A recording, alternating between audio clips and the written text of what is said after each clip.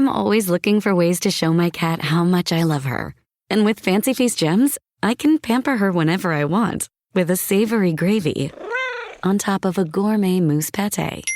The pyramid shape makes serving simple, so all I have to do is peel and plate to make mealtime feel extra fancy.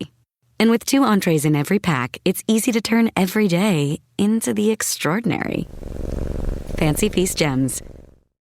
Wish you could become a morning person? You know the type, up before the sun, early morning runs, first one to the office with donuts and a smile. How do they do it? Easy. With the new Galaxy Watch 8, sleep tracking and personalized insights from Samsung Health help you improve so you can wake up to a whole new you. One who, dare I say it, skips the snooze? It's possible. Train your sleep with Galaxy Watch 8. Learn more at Samsung.com. Requires compatible Samsung Galaxy phone, Samsung Health app, and Samsung account. For a limited time at McDonald's, get a Big Mac extra value meal for $8.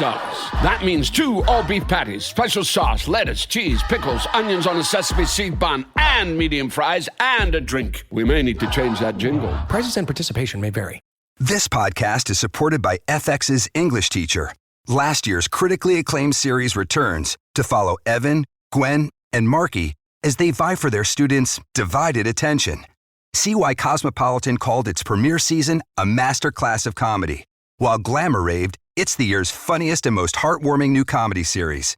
FX's English Teacher, all new Thursdays on FX. All episodes now streaming on Hulu. This episode is brought to you by Nespresso and Samara Origins by The Weekend Coffee Collection. Introducing Samara Origins. My collaboration with Nespresso is a connection to my roots, to my mother, Samara. Coffee that hits the right notes. It transports you. Crafted with unique notes and bold soaring flavors. Experience a taste that moves you. Nespresso and Samara Origins. Discover more at Nespresso.com. Tom, what ingredients are in your mystery box? Lots of mushrooms, some greens, like let's call it arugula. I'm just thinking of like a goat cheese salad with like some mushrooms and sun-dried tomatoes and maybe throw in some lamb. What else is on yours? Mine are just so mismatched. I got a scallop in there. I'm with you. I like good earthy mushrooms. I love stone fruit, so give me a plum or a pluot. And you know what I love is some burrata cheese. And I don't know how the hell you do that with scallops, but we're going to figure it out.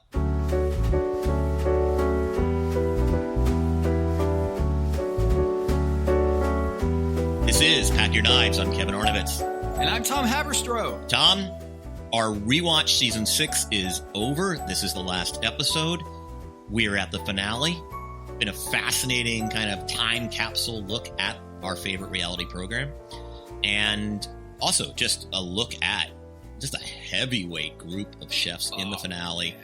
It was sort of a classic. So, by the way, though, not a flawless finale, though. I mean, no one got an AA+, but exciting nonetheless. A really good litmus test of sort of where the series was and where it's come from.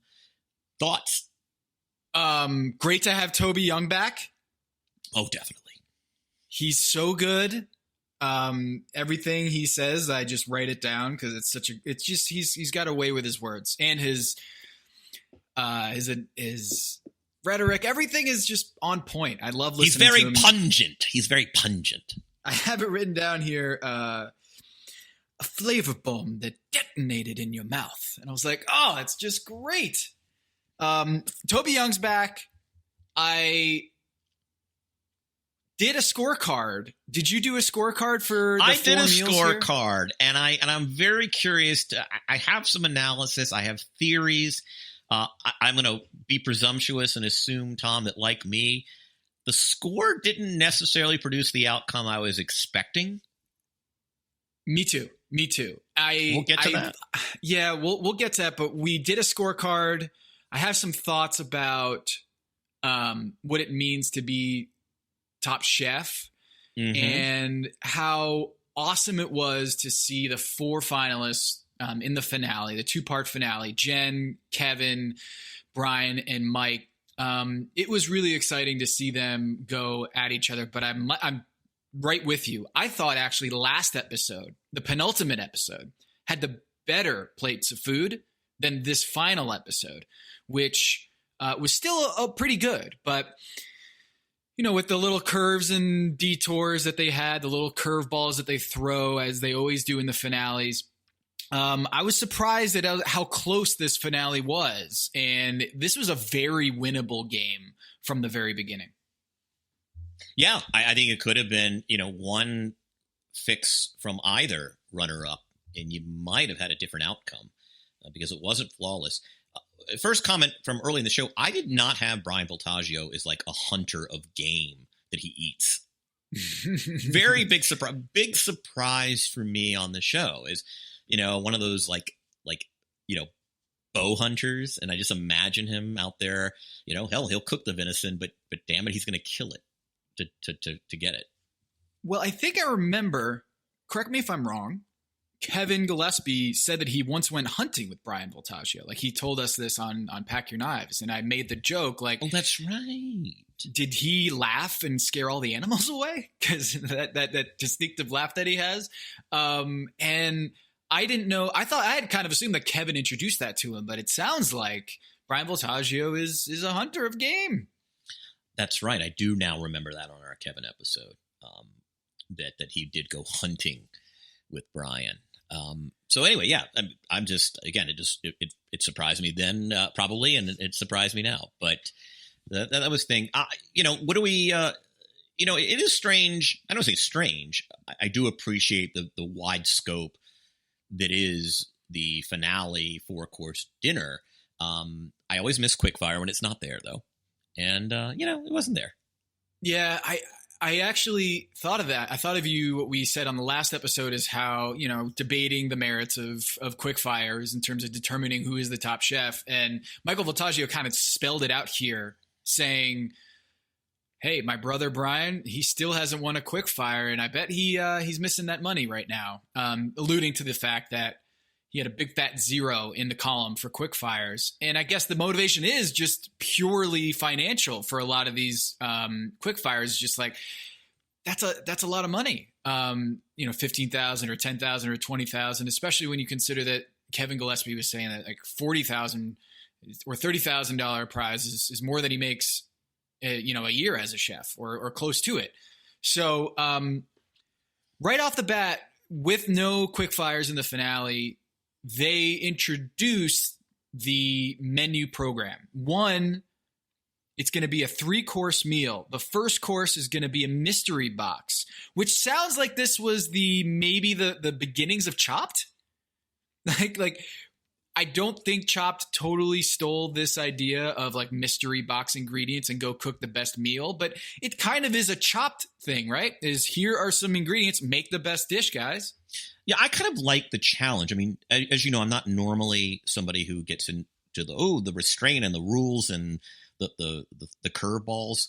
At the end of the day, when you get into kind of the final few, I just want to see him cook with very few parameters. But rockfish, crab. Tell me if I'm missing anything. Kabocha squash, matsutake mushroom, and Meyer lemon. By the way, I would say like 5 ingredients I happen to love.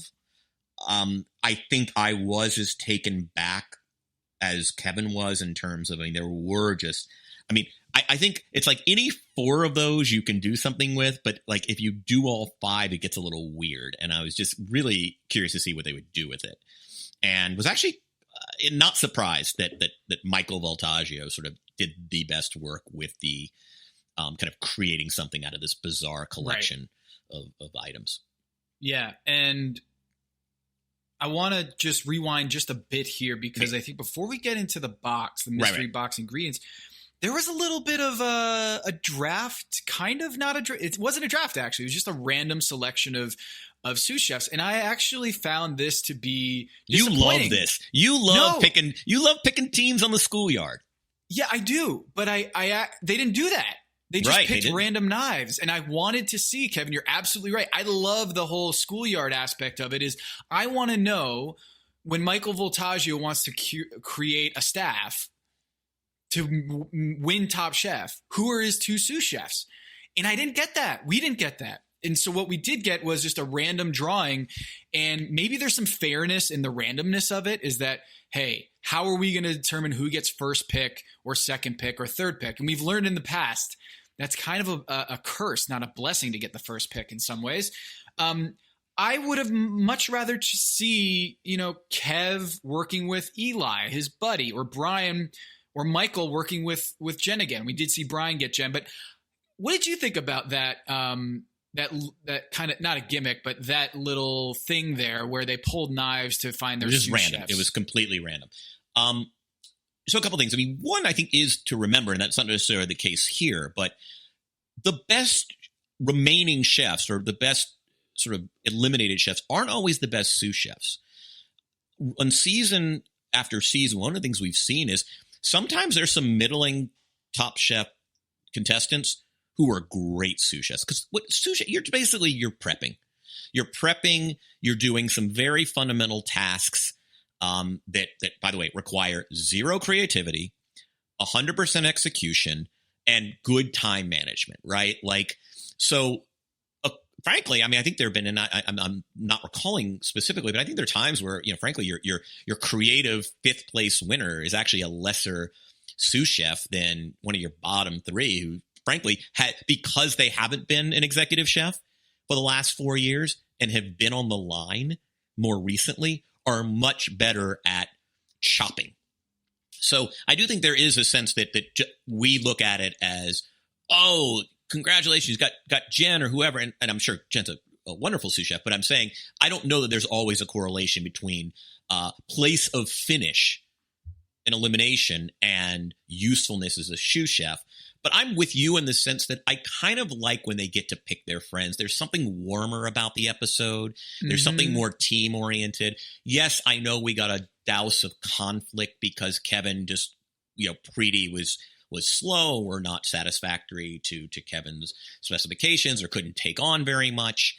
So I know it introduced some nice conflict in that. If you're someone looking for a little static, and frankly, an episode that generally is devoid of a lot of conflict because we are at the end and these guys are so good and whatever else. But I'm with you. Like, I like there to be a little something. And by the way, it could be you pick one of your own and then your opponents pick the other one or something. That would be a fun way to go, right?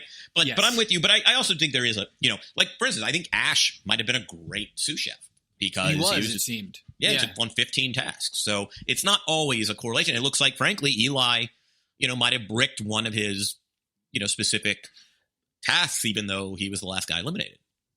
Right. And I think with Preeti, Kevin was given a little bit of a disadvantage going into this because of just the randomness of that. And you know what? Maybe them's the breaks, right? But it did seem like he was in a funk here. So when he was trying to come up with his mystery box, his dish, he was really in a funk. And I was surprised by it. Usually he has so much confidence in who he is, what he does. I thought Kevin was really shaken here on this episode in ways that we hadn't seen before, really. Yeah, I mean, I think you could argue that her slowness, like, to me, it's less the box and more, and I don't want to get ahead of ourselves, but I think, the fact that the pork belly wasn't sufficiently cooked, that suggests to me a time issue, and that might have been precipitated by having to kind of look over the shoulder of sous chefs and have to do a lot of the stuff yourself that you otherwise would farm out to a sous chef. But I mean, with the box and Kevin, I don't know that it was necessarily, okay, he was thrown. I do think, I think his style of cooking is kind of less amenable to, here's a piece of rockfish and a matsutake. I mean, as he said, look, I've eaten his food. I haven't seen any matsutake. It's not an ingredient. Yeah. It's an ingredient that a more delicate chef would work with, right? Like that's a home game ingredient for Brian Valtaggio and a road ingredient for Kevin Gillespie. Right? For sure. And I think, yeah.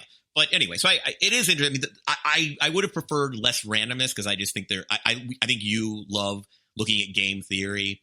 We both love sort of the social dynamics around having to judge your fellow contestants and what that says about the chef selecting and sort of the ego issues involved with not being the last kid picked for the kickball team. So anyway, yeah, I'm with you there. So they get the mystery box, first course. Second course, anything they want to make. Third course is dessert. Were you kind of like, that doesn't seem sufficient there? There's some other curveball coming. Right, yeah, because it's like, I don't remember there only being 3. Yeah. Like I always thought 4 was sort of the standard with this group. Or I thought maybe they'd go in, and you'll do a moose-bouche or something. But I didn't see the family thing coming. There weren't a lot of family stuff this season, but here they introduced it. Yeah, they did. The moms came, and of course, with the Voltaggio brothers, they share a mom. So that must have been awkward for her. You literally were asked to pick between your 2 sons which one you like better, their dishes. That was really difficult. It was good to see. I liked seeing Kevin's mother kind of tell him, take Southern food and make it fabulous. That was pretty cool. Like, you can make that a tagline for one of his restaurants. And it was good to see Kevin kind of have that doubt, and then have his mother, kind of in a very nurturing way, talk him up. The dishes they came up with, Kevin, curious, what dish would you make or reinvent from a childhood memory of your mother? So, and we talked about it a little bit a couple of episodes ago when we talked about blintzes. And my father, actually, who listens to this, my father's interesting because I don't think he watches season 6, but he listens to every Pack Your Knives, which to me is funny. But he reminded me that the real secret to the Rosh Hashanah meat blintz was that after you did it, you fried it in the pan. So to me, I would have done the meat in kind of the stuffed meat blintz and fried. And I would have kind of, I think, gussied it up a little bit, rather than just a plain sour cream, maybe kind of an herbal sour cream that would have accentuated or a beet sour cream would have been great with the sort of ground beef and onion kind of flavor. But I would have done a meat blintz. Well, I didn't even know what a blintz was a few weeks ago, but now look at you. You're fully initiated in Jew food. I just want 100 blintzes. That's what I want. I want to eat your dad's inspired blintz with beet sour cream. Did you say? Yeah, I think I would do beet sour cream. Kind of. I think that would be a really nice, rather than just the plain old Breakstone or whatever it's called. That good sour cream from when I was a kid. But so what would you do? I'd probably do what my family calls the Haberstrassage. It's a dish that we found in Brazil when I was like the first 4 years of my life. I lived in Brazil, Sao Paulo, and we would go to these churrascarias and just eat a ton of meats. Right? It's the green card, red card, whatever. They're super fun to go to. Right? Yes. Well, there's this one dish that my dad made inspired by that, which is just hot sausage grilled and diced with lime and oregano. And it's just like the best quick appetizer meal. Probably dress it up a little bit more than that, but it is so good. I actually did a little cooking video on YouTube on the Count the Dings channel doing my recipe. If you want to watch that. So I would probably do some version of that because it is not only an homage to my childhood in Brazil, but also I think it's not a Greek dish, which maybe I should think about doing a Greek dish. I was surprised. I was about to say, I thought you'd do some sort of like the Haber Metzah. That's what I was sort of expecting. Thing about that, Kevin, is I didn't eat much Greek food growing up until I got a little bit older, when my dad started really embracing our Greek heritage, because his father passed away. His Greek father passed away when my dad was 2. And so like a lot of going to see the relatives in Lowell, Massachusetts came a little bit later. And when we got older and started, getting through high school and college and becoming more in touch with our history, our family history, that's when I started eating a lot more Greek food. So there wasn't anything intrinsic to my childhood with Greek food that like I always think about. Like my childhood, we ate a lot of like spaghetti ragu pasta. Like that was it. My mom wasn't big on making elevated food because it was just a matter of volume. Is just get as much food to feed these 4 kids as possible in such short amount of time. So it was more of a factory than it was a restaurant. So like I would have done that. And it was cool to see the Voltaggios kind of go in 2 different directions here. And it always reminds me is that, you know, with my daughters, they're very different. And it's very clear that Brian Voltaggio and Michael Voltaggio had very different tastes as kids. And Michael Voltaggio hated broccoli. He hated everything apparently, but especially hated broccoli. Are there any kids who don't hate broccoli? I hated broccoli. I see the problem with broccoli is they just steam it or boil it. It's terrible. Throw it in the oven, burn it to a crisp, and it's delicious. I love that roasted broccoli now. We serve it to Madeline and Molly, and they eat that stuff up. I think it's all about preparation, Kevin. Yeah. I mean, no one knew how to roast vegetables back in the day. You're right. Everybody just steamed their vegetables, and that was it. Put it in the colander, and it's just it was bright green, but it was just unpalatable. Yeah. I was wondering about the decision to put the shrimp in that dish, Kevin. What do you think about that? I mean, I think if he nailed the spot prawn, it would have been fine. But isn't that hard to do? It's Michael Voltaggio. I mean, chefs do it all the time. I mean, I'm kind of funny because I love undercooked shrimp, as I love undercooked everything. Except I don't like undercooked vegetables, right? Like I want my vegetables to be overcooked, and I want my proteins to be undercooked. But I think if he nailed the spot prawn, it would have been fine. I thought the interesting risk taker was sort of the sardine, but Brian nailed it. Yeah, I thought it would have been fishy, but he nailed it just like his mother said. I was a little worried about that. Then Kevin, something else about that, real quick. Yeah, is I'm always looking for pointers, and like panko, like fried panko breadcrumbs as a kind of an additive of texture onto a dish. Like I'm going to do that. Mm-hmm. Like when I have kind of a fleshy dish that needs some crunch, like, or even a salad, I've been thinking about those fried panko breadcrumbs since I watched this episode, and what can I do with them? And like, maybe I should just toast up a whole bunch and put them in a canister in my pantry and just be able to unleash them, you know, cause like one of the things I do is I love the burrata tomato salad, and we're about to be done with heirlooms right now. So soon it'll be retired in my house, but you know, there's always the thing that like you need it's a mushy dish. It's delicious, but like the tomatoes are so soft and ripe. And one of the things that Here's Looking at You, may rest in peace, in Los Angeles, one of my favorite restaurants, they do that kind of dish with like a dried, crunchy Chinese sausage where they just dehydrate it and it becomes essentially like crunch. And now I'm thinking, okay, I got to get busy with these panko breadcrumbs. You're right. That sounds really good. And I don't know what a tuna noodle casserole even is. Is it just a tuna? Like, wait, you've never had tuna noodle? Oh yeah, it's like tuna surprise. I think people used to call it. Really? Oh yeah, tuna surprise. And it's just like, I mean, honestly, it's like tuna mac and cheese, sort of, but not really. It's like a tuna kugel. In my world, it's tuna surprise.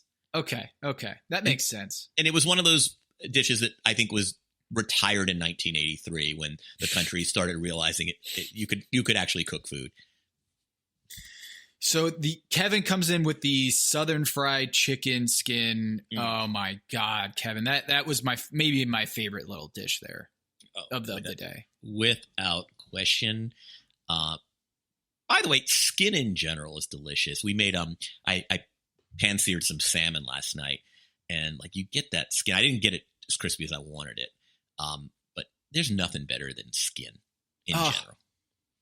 Like even when you get the pulled pork and you just get like a little bit of the skin, the pork skin, or even like we just did a chicken the other night, and I was carving up the chicken. And I did that sneaky thing where like I look around the house and making sure Allison doesn't see. And I'm like, I just rip off like a huge sheet of chicken skin and just eat it up. And the trick is if you're roasting, the last 5 or 10 minutes, really 5, I mean, you just crank up the heat right at the end and you get that crispy skin every time. And it's just, I'm always forever picking off the skin. And the other thing is, if you pick off the skin, it doesn't really stay well. So like I always tell myself, I do this little mind trick where I'm like, hey, you better eat the skin now, because if you're doing leftovers, the skin ain't going to be nearly as good. No. So get the fresh skin now, and then, just get rid of the other parts. I love this dish, especially the fresh tomato. This had my name written all over it. And after the round one, Kevin, who do you think had the best dish? Oh, I mean, I don't even think it was debatable. I mean, Kevin won hands down. I have here. Mm-hmm. I mean, they absolutely, and it wasn't just the fried chicken skin. It's that within this squash, and squash is squashy, right? Like you can do like a rosemary, brown butter. You can doll it up a little bit, but it's hard to really introduce too much to squash. He somehow got these citrus notes in his squash, which I think in terms of sophistication, and that's always Kevin's cross to bear, is I think everyone in that judge's table always admires his cooking, but it's like, can you surprise us a little bit? And by surprise, not like, oh, you took simple ingredients and made them shine. I mean, like, can you really kind of come out, and throw an off-speed pitch? And they love that. But I mean, I don't know about your scorecard, but I had Kevin hands down. What'd you have? So I had Kevin, and what I did was I did 3, 2, 1. 3 meaning the winner, 2 in the middle, and then 1 the worst dish. So I actually scored it. Kevin wins with 3, Brian Voltaggio with 2, and then Michael, because he didn't cook the prawn correctly, I gave him 3rd place on that. So he got 1 point. I mean, I think it is important, and maybe this is where you and I probably got different results. We got the same results, but different than the judges is, I wonder for a scoring system like this, if you distribute 10 points, right? Because if in certain courses, the 1 was way out front and 2 and 3 were bunched, or 3 was way bottom. And it's like, I wonder if you went to like to me, is this a 5-3-2, or is it a, you know what I'm saying? Or is it a 6-3-1? Yep. I mean, I know I'm complicating things here and never do math. As our friend Rachel Nichols told me, never do math on the show when you're kind of thinking aloud. But I wonder there, because I just felt like Kevin was way out in front. Like they had nothing at all critical to say about his dish, whereas apparently Brian, according when he got to the judges table, there was too much restraint. There was no contrast in the textures. Gail dinged him on that, and then Michael got the undercooked protein, which is always a killer. So I have it 3, 2, 1. So Kevin not only has the most wins in the elimination challenge going into this episode, he wins the first dish hands down. So he's got a pretty substantial lead in terms of big picture. If we're looking at the past going into this second dish. Now the second dish is going to be before we do that, they kicked the moms out, Kevin. What was that about? My interpretation? Listener, listen up. This is important, okay? I'm going to try to save you some money here. If you're still overpaying for wireless, it's time to say yes to saying no. At Mint Mobile, their favorite word is no. You may think like, oh, that's bad. No contracts, no monthly bills, no overages, no hidden fees, no BS. Here's why I said yes to making the switch and getting premium wireless for $15 a month. You heard that correctly. $15 per month. Ditch overpriced wireless and the jaw-dropping monthly bills. And of course, there are all these hidden fees and stuff, but at Mint Mobile, plans start at $15 per month. All the plans come with high-speed data, unlimited talk and text. You're not doing like weekend and nighttime minutes or anything like that. And it's delivered on the nation's largest 5G network. Use your own phone. Don't have to get a new phone. Use your own phone with any Mint Mobile plan and bring your phone number along with all of your existing contacts. I switched months ago. People have asked, did you actually switch? Yes, I actually switched months ago, and I don't know what to do with all this extra money. I've cheated the system here. I've rigged something. This is an Ocean's 11 situation where I'm stealing wireless from Mint. That's how good a deal it is. Ready to say yes to saying no? Make the switch at mintmobile.com/dings. That's D-I-N-G-S. That's mintmobile.com/dings. Upfront payment of $45 required, equivalent to $15 per month. Limited time new customer offer for first 3 months only. Speeds may slow above 35 gigabytes on unlimited plan. Taxes and fees extra. See Mint Mobile for details. Hello, listener. It's producer Maze here to talk to you about Kindred. Now, close your eyes like Owen Wilson during a job interview and imagine a way to travel that feels personal, comfortable, and connected without the price tags and the sterile feelings of hotels or short-term rentals. Now, open your eyes and stop using your imagination because Kindred has made it very real. That's exactly what they do. Kindred is a members-only home swapping network. It's not a hotel. It's not a short-term rental. It's a smarter way to travel where each stay feels like home. Here's how it works. With Kindred, your home is your ticket. You earn credits by hosting fellow Kindred members, and then you use those credits to stay in over 220,000 homes in more than 100 cities worldwide. There are no hotel costs or rental fees, just the credits that you've earned. Every stay comes with white glove service,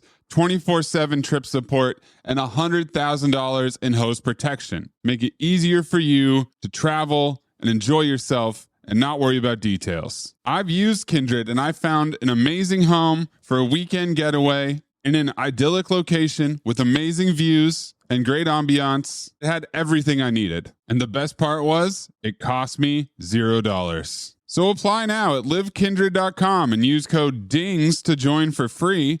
Plus, you'll earn 5 nights of travel credit just for signing up. That's right, that's 5 whole nights for free at livekindred, KINDRED.com, code DINGS, DINGS, livekindred.com, code DINGS. Hello, listener. It's producer Maze here to talk to you about Quince and their cookware. Cooler nights mean cozy meals at home, and Quince's cookware has made fall cooking so much more enjoyable. Their pieces deliver the quality and performance of luxury brands, but at a price that makes sense. And they look gorgeous on the stovetop, too. No matter what item you need to complete your kitchen, Quince has you covered. With 5-ply stainless steel pots and pans, nonstick skillets, chef-quality knives, and even ceramic bakeware, which is perfect for cozy casseroles or Sunday roasts. And when you look at these prices, you might think, how is Quince doing this? How do they deliver high-quality items similar to high-end brands that are half the price? Well, let me tell you, they partner directly with ethical top-tier factories to cut out the middlemen and pass the savings on to you. And it's not just cookware. I got myself some bath sheets. That's right. When you're a tall man, you have to use bath sheets, not bath towels from Quince. It's like drying off with the cloud. It's incredible. Upgrade your kitchen for cozy fall meals with premium cookware from Quince. Go to quince.com/dings for free shipping on your order and 365-day returns. That's QUINCE.com/dings, DINGS, to get free shipping and 365-day returns. Quince.com/dings. This episode is brought to you by 20th Century Studios' new film, Springsteen, Deliver Me From Nowhere, starring Golden Globe winner Jeremy Allen White and Academy Award nominee Jeremy Strong. Scott Cooper, the director of the Academy Award-winning movie Crazy Heart, brings you the story of the most pivotal chapter in the life of an icon. Springsteen, Deliver Me From Nowhere. Only in theaters October 24th. Get your tickets now. The family that vacations together stays together. At least, that was the plan. Except now, the Dastardly desk clerk is saying he can't confirm your connecting rooms. Wait, what? That's right, ma'am. You have rooms 201 and 709. No, we cannot be 5 floors away from our kids. The doors have double locks. They'll be fine. When you want connecting rooms confirmed before you arrive, it matters where you stay. Welcome to Hilton. I see your connecting rooms are already confirmed. Hilton, for the stay. This is the freaking finale. Have your fun with your folks. They raised the kids. They raised these kids. All right, but like, how do you? I mean, listen. I think it would have been great television to have Toby Young just eviscerating these chefs in front of their parents. Yeah. But like, I think that just becomes. You think they're protecting them? I think they should have brought him. They should have brought him back for dessert. Okay, bring him back for dessert, but. I mean, I think they're protecting the moms. I mean, do you really want to hear Toby Young eviscerate your son on national television? I don't know. I mean, it could have gotten messy and ugly. You know what? Maybe it's the other thing. Maybe it's Toby Young will be more reticent to say those things. in front I don't of want their Toby mothers. Young to be reticent. Exactly. I mean, look, maybe that's the real issue, Kevin. I mean, confession. I don't mind. I loved remember the challenge we had where the the family members and that phone thing this season from season 17 where they had to sort of call their chef significant other or their significant others who are in the kitchen. Yeah. I like that. I like if there's like little fun and games. I mean, I think the truth is most of us don't need the schmaltz. I mean, I like seeing these people. Let's put it this way. I think a challenge like that, basically, or a feature like that, bringing the moms, it does something for 6 people on the planet, and maybe their loved ones. And for the other million of us who are watching the show, frankly, like, I just want to see Toby Young. I don't.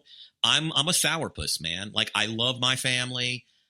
It would mean a lot to me if I were a contestant to have my family, but I got to tell you, it's not very good television. It just isn't, Tom. But just leave them there. You don't they don't have to do anything. Just have them there. I want chefs being bitchy chefs. I want them saying that this is the blind date I don't want to go on. And I just think that because they're generally good people, these judges, they're not going to say that in front of a mom. They're just not. Right. As it was, they had to sort of hold back. Like, in fact, one of the it's like I didn't realize that Brian Voltaggio's texture was lacking in that first dish until they got very into the episode. Which is nothing wrong with that. I don't mind having the reveal that, oh, actually, we didn't really like your dish, but we didn't want to insult, your son or your mom by saying that your sardine was one note. Right. Like, I just think that I just think that the over-reliance on family stuff. I know you want to create personal stories around these people. I do think their personal journeys as chef is something I enjoy. Like, I really enjoy the challenges where you have to kind of make something that was inspired by your family. I don't need them there. Okay. You heartless. I am. I'm a heartless prick. Okay. Because I was like, they just booted them from their finale. I mean, because here's the thing. If my mom's there, she's going to ask first of all, if my mom's there, she's not going to touch that sardine. Okay. I mean, she's just not. I mean, my mom is not going to touch that sardine. Like, my mom is a 69-year-old Jewish woman who's well kept. Okay. She's not touching that fried chicken skin. She's not.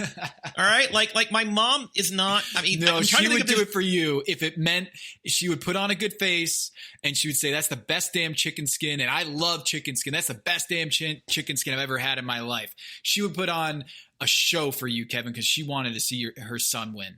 I mean, I think she could have gotten into Michael's, because you had a little broccoli and you had sort of a spot prawn. I don't think she would have been worried that it's undercooked, but like the truth is my mom would have been merely tolerating all of that food. Fine. I'll concede.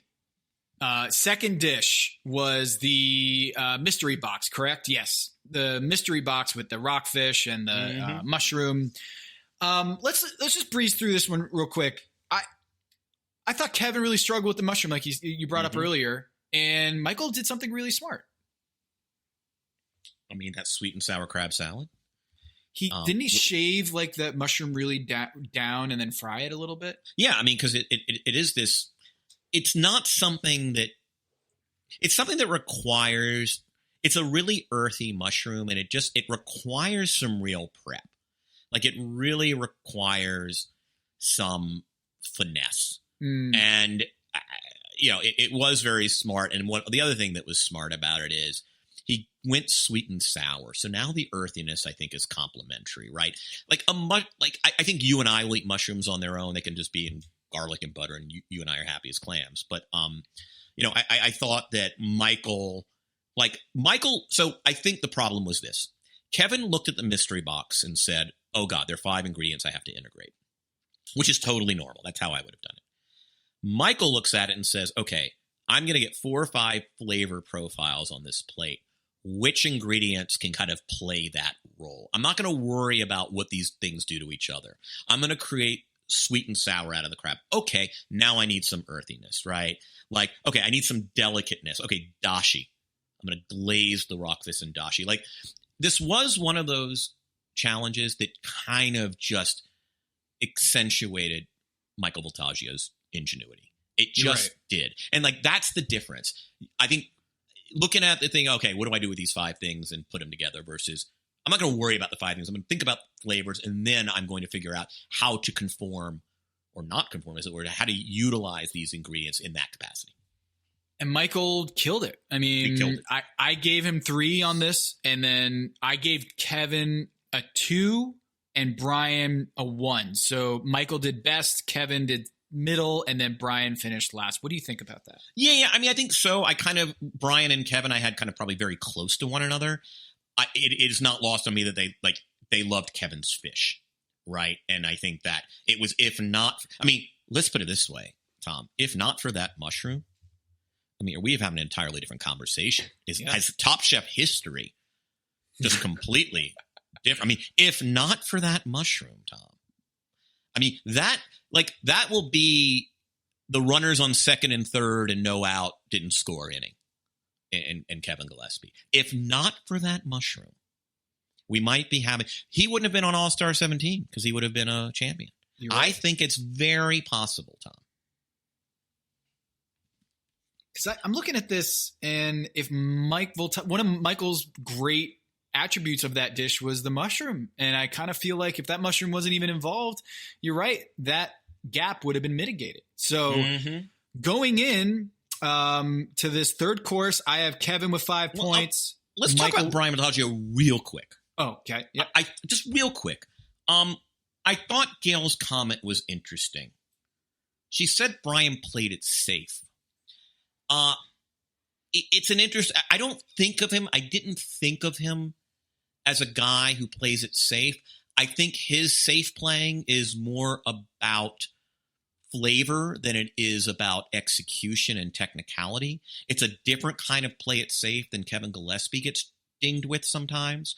But it wasn't, I thought it was an interesting observation from Gail. And we'll talk about more of this dynamic later because it kind of unified a theory of Top Chef for me. Very good.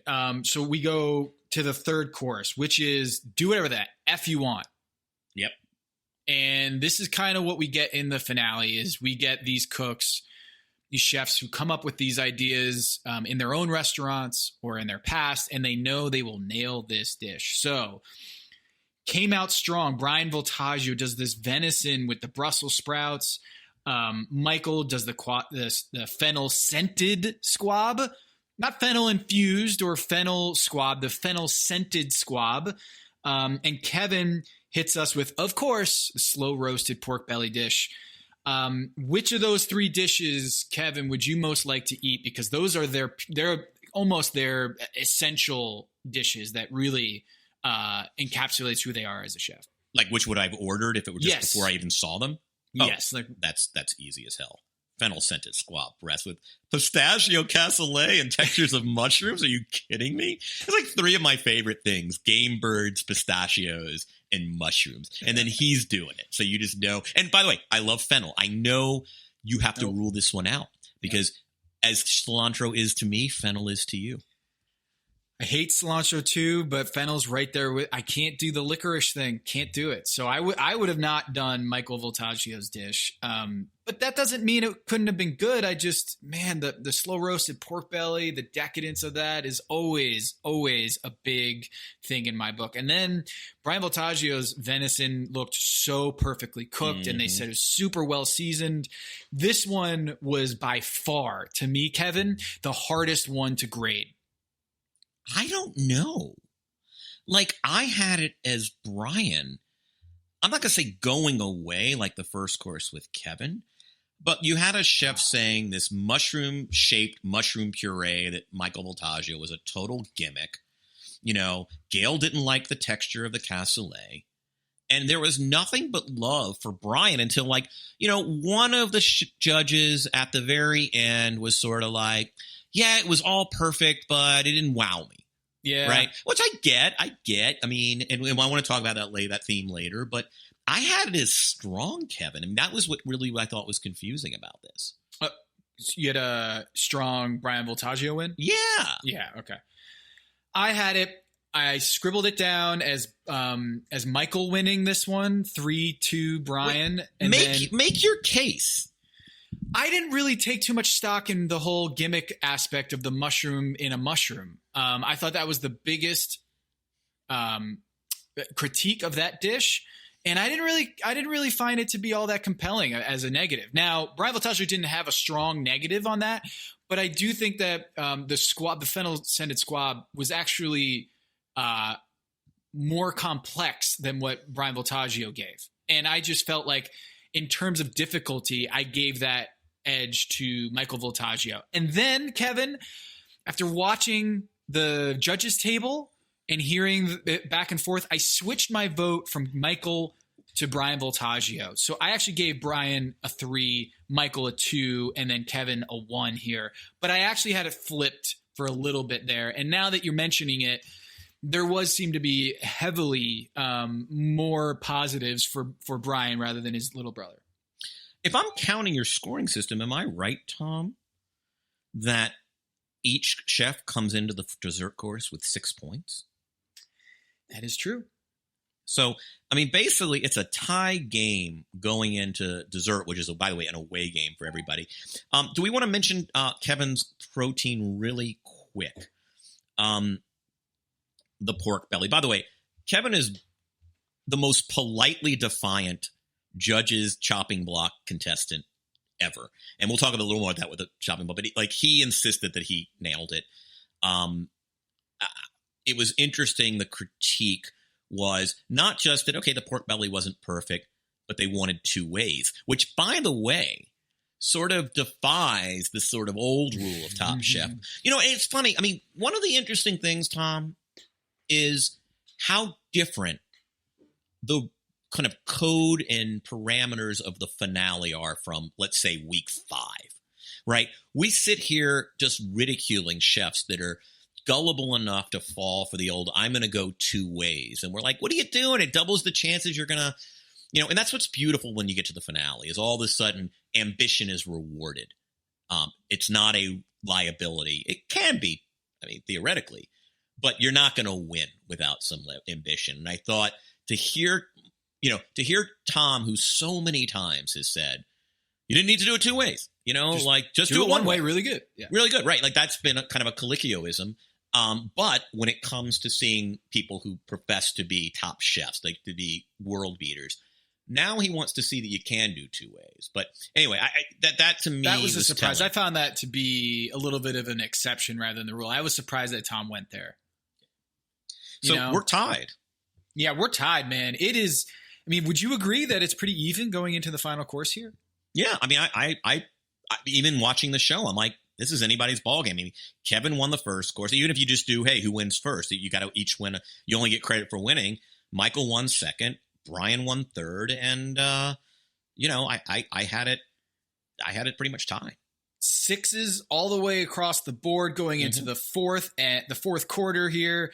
Clock is winding down. They got the dessert course. Brian Voltaggio does this sweet sheep's milk with dulce leche cheesecake. Holy shit, that sounds good. By the way, easily the thing I would have ordered. Oh, I love cheesecake. 10 times out of 10. And fig sorbet. I love figs. By the way, fig might be in my mystery box. Dried caramel, a sheep's milk cheese. I love like a cheese dessert. I am a cheese plate guy, but I love when you can kind of work it in. I mean, it was easily the most appetizing to me on the menu. Yeah, and Kevin goes with like the chocolate bacon dish. Michael Voltaggio does a chocolate coulant. What is a coulant? I think it's like one of those little, I think it's like a cakey. I mean, I don't know. It's like a cakey. I usually know. I'm not a big dessert guy. Like, I'm not good with my dessert terminology.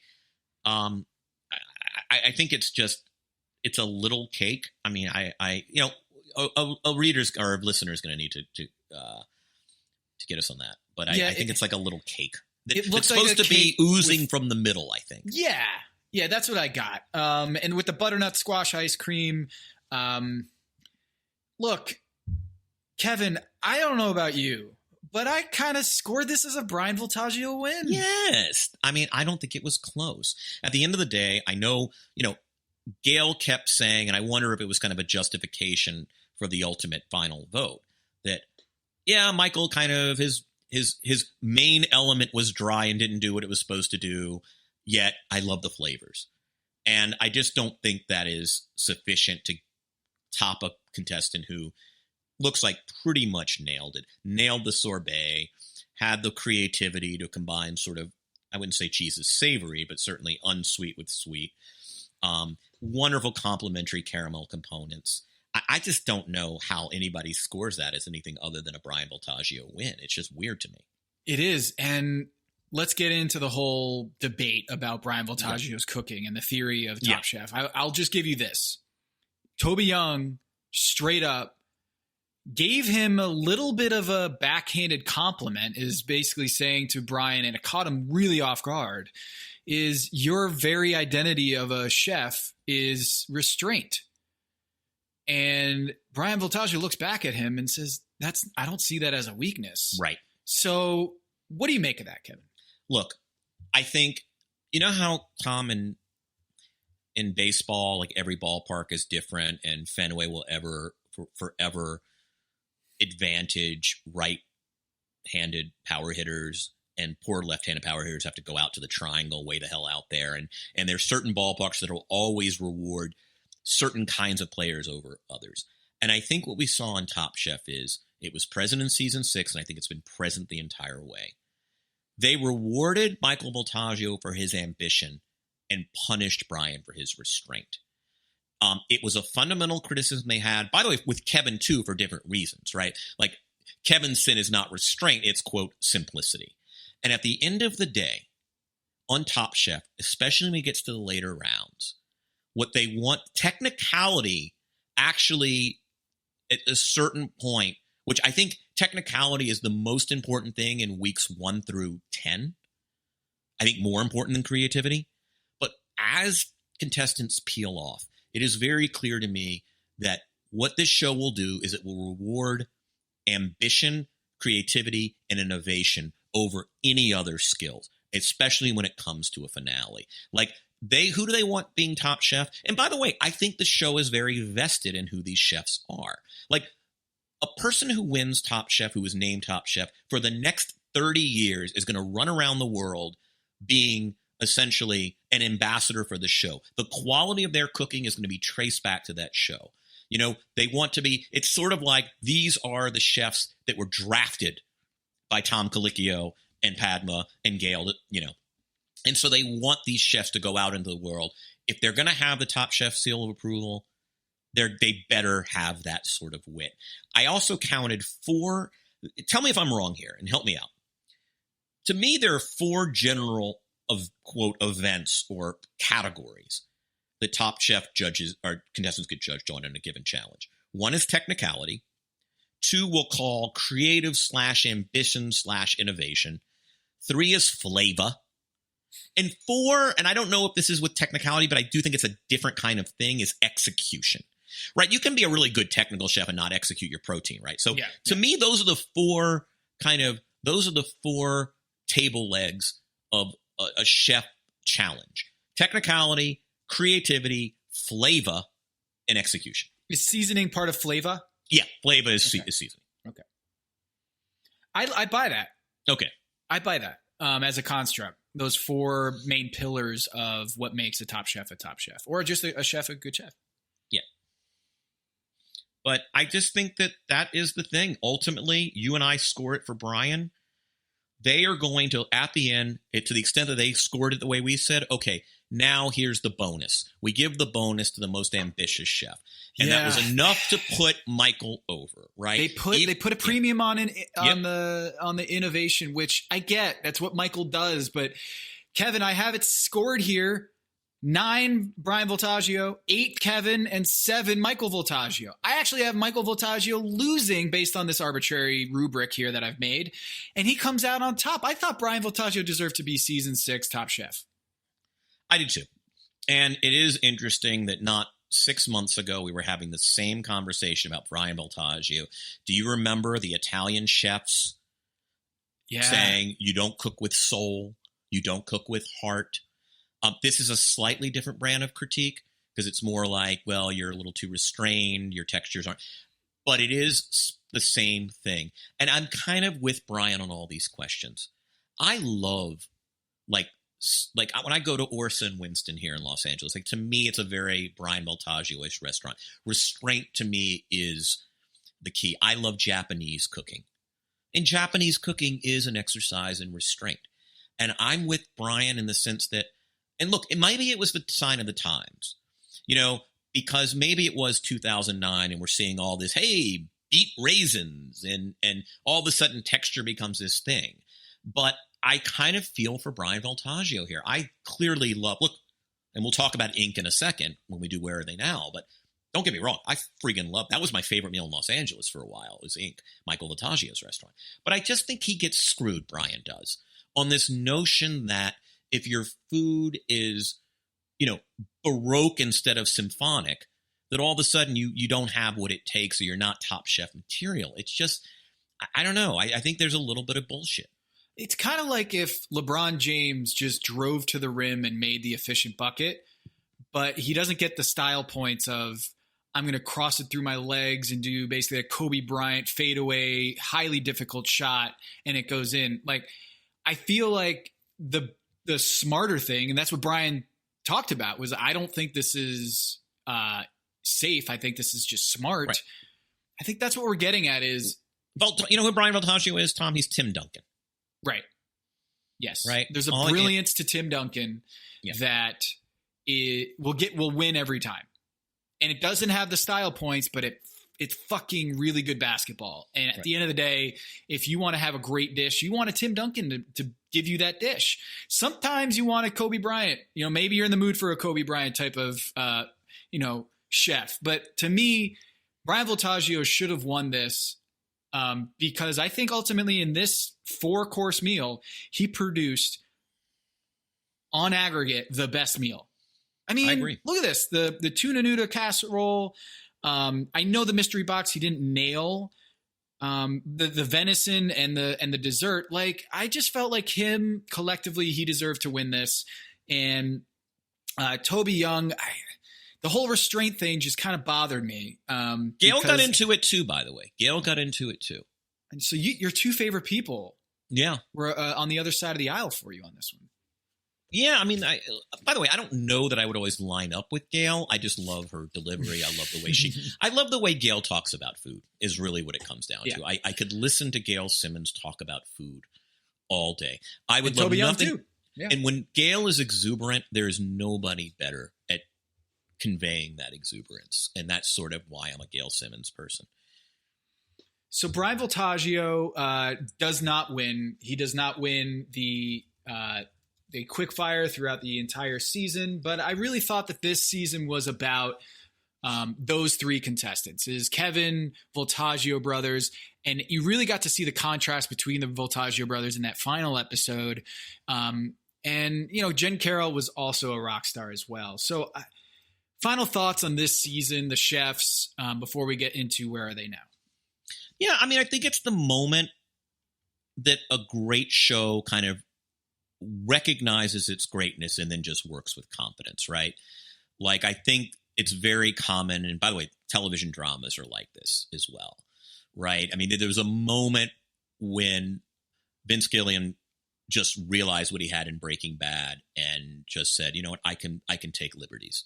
I have enough equity with the network and the audience that I can just let it fly. I think Matthew Weiner did that with Mad Men.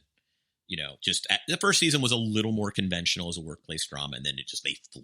Mm-hmm. And I just think that this was that season for Top Chef where, okay, we're going to play by our own, like, we're not going to conform to reality competition show conventions. We're just going to do our thing. And it was also just really fun to see chefs, particularly, Brian and Kevin, having just come off of season 17, to go back. It's almost like, if you and I turned on a Damian Lillard game from Weber State from 70. I mean, how much fun would that be just to kind of watch that, right? To go back and watch LeBron. I mean, when's the last time you watched a LeBron 2004 game? I don't put those on. I mean, I don't even know where I'd find them. But I imagine you and I would have a really fun time for 2 hours watching LeBron year 2 or year 3. And I think that, to me, was what was fun about this, is to get to see chefs we know. And for that matter, Michael Voltaggio was somebody who ate at Inc. all the freaking time. To get to see him sort of developing Inc. essentially. I mean, these guys are essentially developing on this show what would come to be their signature style. So on that note, Brian Voltaggio did a concept at season 17 All-Stars called Thatcher and Rye, named after his kids. And the concept did pretty well. Didn't win. That was Kevin and Gregory. But he has opened up his own restaurant in the place of his previous restaurant, Volt, that he closed down during the pandemic and then reopened as Thatcher and Rye. So that's pretty cool. Is he's moved away from, Brian Voltaggio has moved away from like a expensive 15-course meal that is basically like his opus, right? Mm-hmm. And now in this climate, he has decided to create a more neighborhoody, tavern-y, like really good food in Thatcher and Rye. And let's do this, Tom. I'm going to read you the 7 entrees currently on the menu at Thatcher and Rye. By the way, ain't so neighborhoody with entrees ranging from 32 to 46, but okay. Bless his heart, except for the 2 smaller. Okay, I'm going to read you the 7. You tell me what you're ordering. I'm going to do it quickly because I don't want to be too tedious here.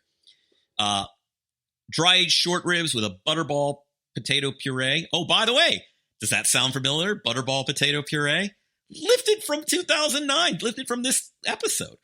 Arrow leaf spinach and confit of mushrooms. Number 2, roasted chicken, brown rice congee, country ham gravy, Brussels sprouts kimchi.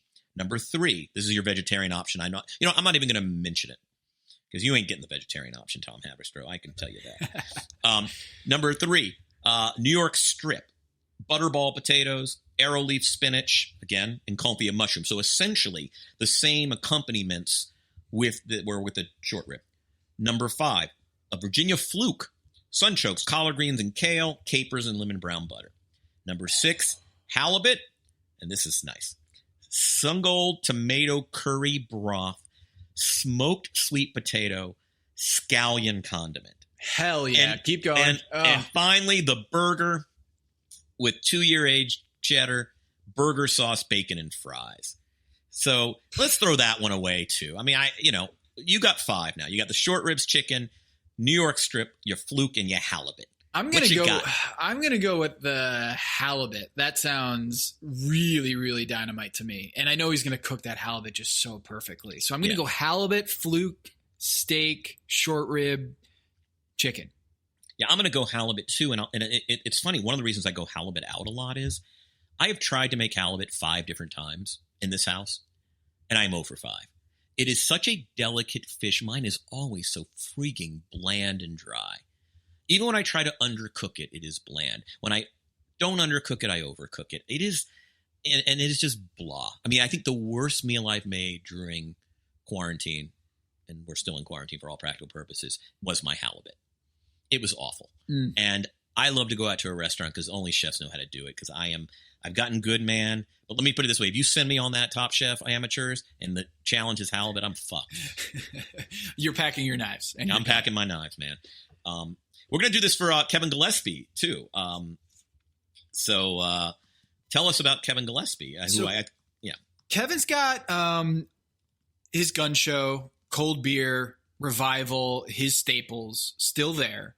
But he has this interesting saber-tooth dinner series coming out Saturday, November 14th, where he's basically going to see what he can get in terms of wild meats or wild foraging over the next 2 months and create a dinner series, outdoor dinner series, seasonal outdoor dinner series called Sabertooth. Fucking love that idea. That sounds awesome. I love this idea. I'm actually going to his Facebook page. Why is it giving me? I'm not logged in. To hell with it. But I do see the Riza Alapalo. Yeah. So let's go to Gun Show real quick because I want you to. Now, Gun Show's different. So they have more of a, it's going to be harder because they got like 11 things. But I'll take out, I'll get rid of the 2 desserts and I'll read you the 8 small plates. Here we go. Alabama crab, confit parsnip, Amazaki and Bernaise. That's number 1. 2, beef cheek pastrami with beans and a hoisin. Number 3, eggplant, blue cheese velouté, chermoula, pickled peppers. 4, crispy chicken skin. Hello. Crispy chicken skin granola with muscadine jam. Holy cow. Number 5, crispy pork belly. Yes. Okay. Crispy pork belly, confit sweet potatoes, pickled red onion, and watermelon. Number 6, and this is a dish I absolutely love, kimchi mussel pancake with kaffir lime leaf mayo and bonito. 7 is duck confit wontons with a pho broth peanut shrimp chip. And number 8, steelhead trout, braised greens, and apples. Can I order all of it? Well, give me 3. Okay, I'm gonna go. What was that pho dish? That sounded really. That good. was the duck confit wontons. All right, I'm in there. I'm loving that one. Maybe not number 1, but I'm loving that dish. The fried chicken granola. Come on, I gotta order that. And then 3rd, I'll go with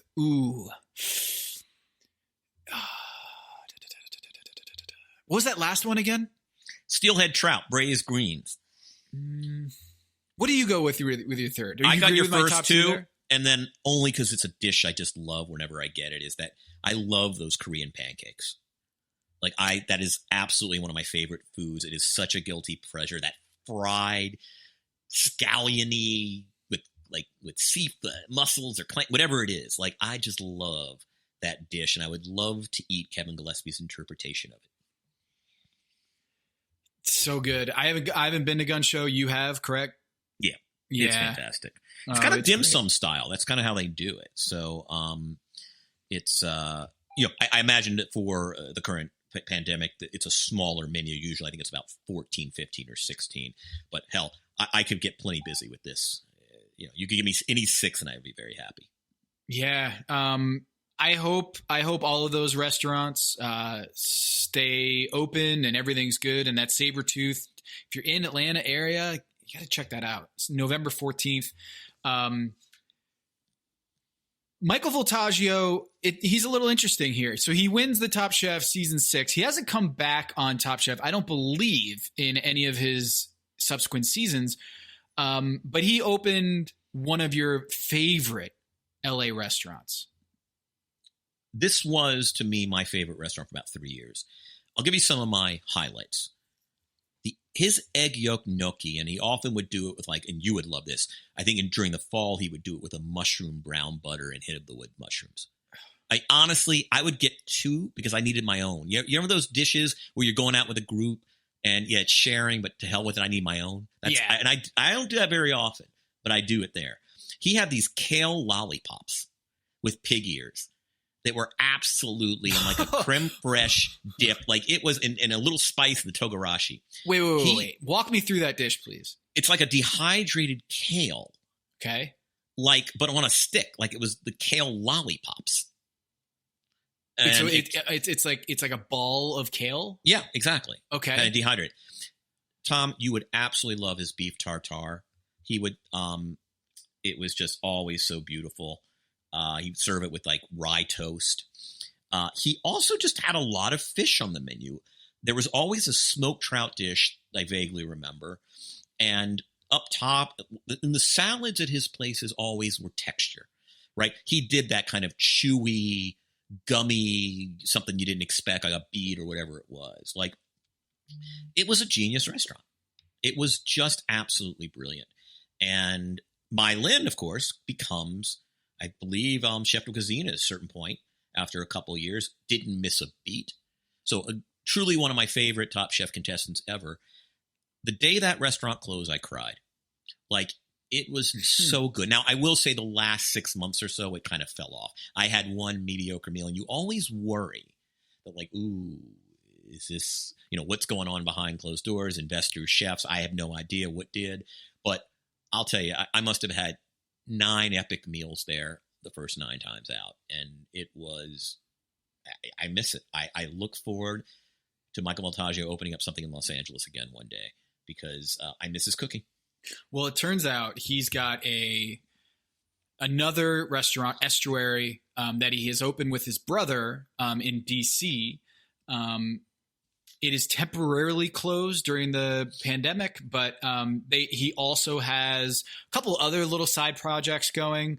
But it sounds like to me, Michael Voltaggio probably has something in the works, his own restaurant in the works somewhere. And if it's anything like Inc., everyone's going to be very happy about that. So I'll give you one dish, Tom Haverster, I picked out for you from Estuary. Shoot. I'm not going to do the whole damn thing. Lamb pastrami with charred cabbage and Russian dressing romesco. Oh, God. Can you believe it? Amazing. By the way, Russian dressing romesco is just the freaking most awesome thing I've ever heard of. By the way, I bet their shrimp and grits with Carolina Gold rice and sear butter is pretty good. I mean, we've seen that before, but this is actually a great Maryland kind of restaurant here. A little crab roll. We need, I think Pack Your Knives needs to take like a culinary tour of America. That would be a lot of fun, man. Yeah, I was just going to say, if anyone's in Frederick or DC when that opens, please send that to me and put it in like an oven or something to keep it. Because a lamb pastrami with the cat, I mean, that's basically that. Yeah, that sounds amazing. Our buddy Tommy Shepard's got to get the Wizards back in action, so I get sent there every once in a while. And John Wall, make sure that Achilles heel is in good form so that we can. You just basically made a Freudian slip. What Achilles tendon. Achilles heel is a metaphor for someone's like weakness. Oh yeah. So his Achilles heels are abundant, and unfortunately, that contract is one of them. But, his Achilles tendon. No, please, I like John Wall. Please strengthen so you guys can be awesome at basketball, and we can go watch basketball at in DC and eat there, mostly just to eat there. So Michael Voltaggio wins season 6. He builds one of the best restaurants in America in Inc. We're excited to see what he does next. Brian Voltaggio, you can find him at Thatcher and Rye in Frederick. Either it's open or it is opening. And Kevin, love to have him back on the show soon, maybe to wrap up this season. But Gun Show, Cold Beer Revival, and Saturday, November 14th. Go check it out. Sabretooth Dinner Series. I've got to get to Revival. Kevin, if he's listening, got to get over to Decatur. I'm going to do it sometime when we're all back online here and I'm actually traveling. I'm sad to see the season go, but there's one request that Kevin and I are going to have. Kevin, I think we got to do this again, but I want the listeners to choose which season of Top Chef we do a rewatch again. Do you have any candidates here that you were, as we're watching season 6, you're like, you know what, I want to rewatch that season? Or are you going to leave it up to the whole? You don't want to influence the judges. Well, I'm going to let the people decide. I am very partial to New Orleans. I just thought it was a great season. I thought it had a lot of. Remember that was like the Nina Shirley. Yeah. I don't know that it was the deepest. Stephanie actually was in that season and kind of was a middling contestant, but I thought it was a fun season. And actually, Nick Elmy is a Philadelphia guy. That would be a great season. I think it's an controversial finish on that one too, if I remember. Yes, correctly. very controversial finish, and actually, it's funny. I had reservations for Nina's place, but that trip to New Orleans got canceled when Compare the Pin. COVID got hit, and I wasn't going to do that. I was going to meet the Sixers in New Orleans, but I did not. Well, what you're going to do, folks listening to the show, and want to request us to rewatch a season, just hit us up on Twitter at Pack Knives on Twitter or Pack Your Knives on Instagram. Send us a message, hit us up. We want to figure out what we're going to do and tackle in the next season of Pack Your Knives, because I had so much fun going back and watching this season. It really did feel at times I forgot that I wasn't watching it live. Like this wasn't something that was in 2009. So I'd like to do it again. Yeah, we will. Closing thoughts? Let's do it again. Yeah, I'm ready. Let's do it again. I one last thing. I think we might do some interviews in the interim before that next season. But I think Eli and maybe Jen or Kevin will try to get some of the Voltaggios. But basically, that is a wrap on season 6 Top Chef rewatch on Pack Your Knives. I am going to miss doing this, but until next time, Kevin, take us out. For Tom Haberstroh, this is Kevin Ornaments, and this is Pack Your Knives.